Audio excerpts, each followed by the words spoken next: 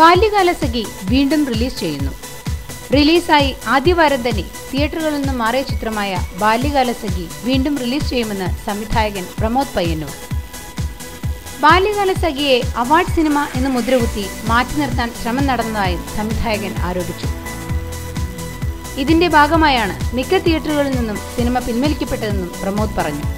അതുകൊണ്ട് തന്നെ വെള്ളിയാഴ്ച 40 തിയേറ്ററുകളിൽ കൂടി വീണ്ടും സിനിമ റിലീസ് ചെയ്യും.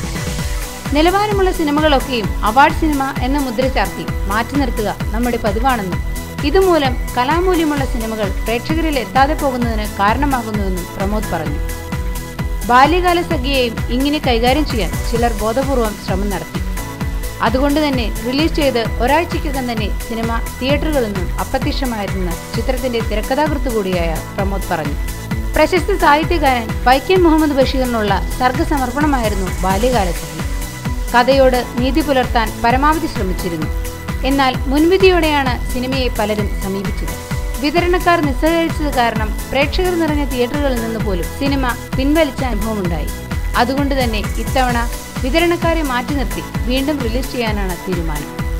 വെള്ളിയാഴ്ച 40 തിയേറ്ററുകളിൽ വീണ്ടും ബാല്യകാലസഖി പ്രദർശനത്തിനെത്തും. ഓരോ പ്രധാന വാർത്തയും ഇന്ത്യ ക്ലിപ്സിലൂടെ അറിയാൻ ഞങ്ങളുടെ ഫേസ്ബുക്കിലും ട്വിറ്ററിലും അംഗമാകും.